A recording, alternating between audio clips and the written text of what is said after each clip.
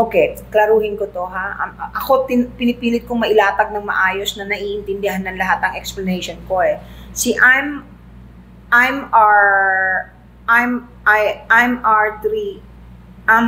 R13L. Ano po ang comment ninyo sa taong marunong magbalanse ng good karma and bad karma? Salamat po. Lahat ng tao kayang balansehin ang good and bad.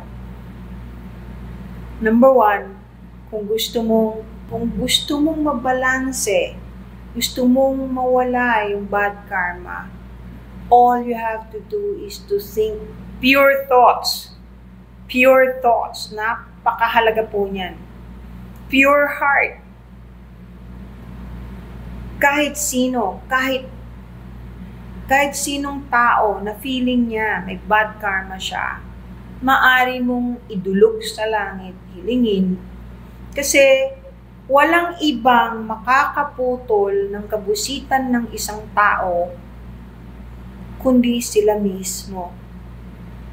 Hindi niyo po yan pwedeng iutos sa ibang tao na alisin ang kabusitan mo. Maari kang turuan kung ano ang gagawin, kung paano ipagdadasal, maari kang hinga ng kandila, pero the act of prayers and request to be able to balance everything in your life is you. Nobody else. Nobody else. Ako po, palaging ginagawan ko po ng paraan na palaging totoo yung sinasabi ko at ine-explain ko sa inyo para makatulong ako at may matutunan kayo kahit papano.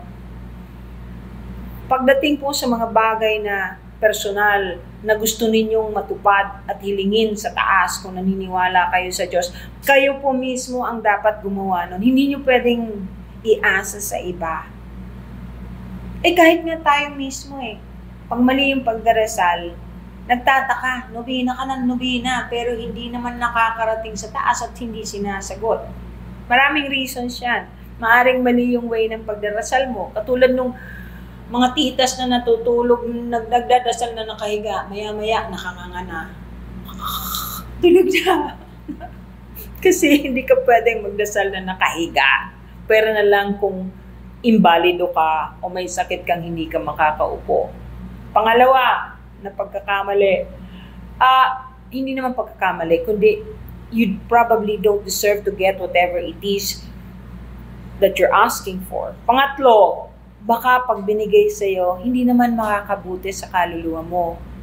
Apat yan hindi deserving yung nakapaligid sa'yo, natutulungan mo pag binigay sa'yo yung hinihiling mo. Yan, liwanag ha. Totoo ba ang love ritual? Bago yan Wala akong alam na, baka gayuma. Kung gayuma, huwag kayo niyan. Kasi pagbabayaran yung ending, dami kong hindi na marami. There are quite a few na naging mag-asawa dahil sa may ginayuma nung isa yung isa. Ang ending, away sila ng away. At saka hindi totoong pagmamahal yun. Kasi we don't force love. We are the ones who are choosing where we want to go. Actually, binigyan tayo ng regalo ng Ama ng free will. Ngayon, yung free will na yon, yung pumipili ng mali yung mga ginagawa. Yung pumipili ng tama yung ginagawa. So, tayo ang pumipili kung saan tayo pupunta. Pag pinili mo yung tama, chances are, maganda yung pupuntahan mo. Diba? Simple lang naman po. Pag pangit ang ginagawa mo, pangit din ang pupuntahan mo. Kasi alangan namang makasama mo yung mga pagkababait kung ang sama-sama ng ugali mo. Siyempre, ang makakasama mo yung katulad mo. Yung 3 days of darkness po, seryoso ako. Listen to me. Pag dumating yung araw na yun, thank you for the coffee, ma'am. Thank you. Thank you lang. Malalaman po ninyo yun. Kasi yun ang paghahanda.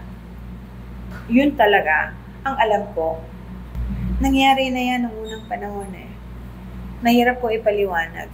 Pero kailangan ninyong sarahan lahat ng inyong mga bintana, lahat ng mahal ninyo sa buhay ay ipunin ninyo. Dapat magkakasama kayo. Hindi kayo pwedeng lumabas. Hindi pwede kasi dyan maglilipa na lahat ng demonyo sa mundo. Lahat sila libreng gumala. Yung hindi maniniwala, I'm sorry for you. I'm sorry for your soul. Posible ang hirap kasi maging mabuti sa panahon ngayon. Paano po maging mabuti tagasunod? Ang hirap po kasing mabuti. Okay. Alam mo, Mami Ining, I can relate to that. Nakaka-relate ako dyan sa sinasabi mo.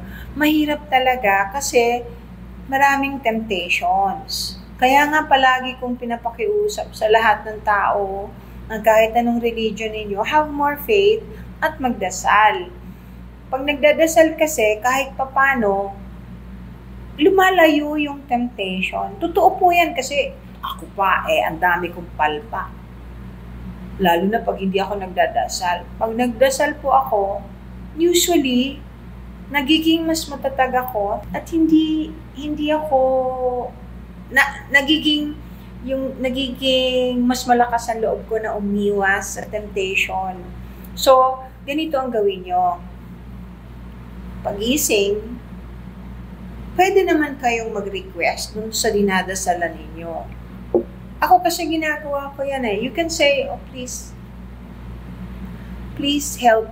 Tulungan niyo naman po ako na maging mabuti ang aking kaisipan, na huwag akong mapikon, huwag akong magalit. Tulungan niyo po ako na magawan ko ng paraan na maging tama ang mga ginagawa ko para matuwa kayo. Magta-try po ako my best. Simple things like that can help. Mami Ining, ganun. Kung buong puso yung pagdasal mo, it can help a lot. Naranasan mo na po ba? Hindi pa ko pa naranasan itong tanong mo, pero I know what it is. Ang tanong niya, yung sleep paralysis, tapos may nakitang demonyo nakapatong sa tiyan. Ano po yan? Hindi maganda yan. Incubus, incubi. Yun po yan. Kailangan magdasal ka ng grabe. At pagka meron kang ganyang nakita, tumayo ka, kumuha ka ng kandila. That's why it's very important na meron. Kandila is holy. Huwag ninyong paglalaruan ng kandila. Yan, gustong-gusto yan ng langit. Gustong-gusto yan sa taas. Kahit na other planets, they like candles. You offer a candle when you pray and they love it. Magsindi ka ng isang puting kandila, sabay dasal na huwag kang malapitan at bigyan ka ng proteksyon dahil incubus or incubi, depende kung babae o lalaki. Hindi po talaga maganda yan. Okay, kagabi, kaya ako biglang nag-live. Kasi inaantay ko na naman si Manang, yung pusa kung ina-adapt ko. Nagtatampo yon pag hindi ako dumaan doon at kausapin siya. Actually, dumating. Pagkatapos, habang naghihintay ako, ang dami kong nakikita doon sa likod kasi namin na mga, meron kasi doon, sa marami kasi kaming puno, may mga nakatira doon na maliliit, na mga lumilipad, yung mga pixie, ang tawag doon pixie.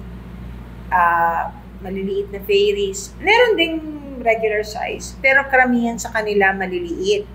Yun yung, nakalimutan ko na naman yung retrato na pag kinuna nila ako noon doon, pag nagbabarbecue sila doon, pag kumayag, yun, lumilitaw yung mga orbs. Magkakaiba yung kumukuha sa akin. Anyway,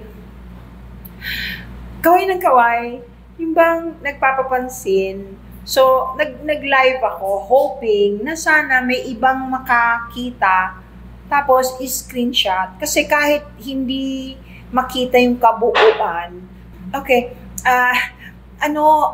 I was hoping na merong mag-screenshot. Tapos, after that, kasi habang ini-screenshot mo, hindi mo na makikita sila Pero normally, lumalabas dun sa photo pagkatapos ng screenshot. Kaya ako nag-live. Hindi ko alam kung hindi ko alam kung merong nakakita. Minsan gagawin ko yun para kayo mismo makakita.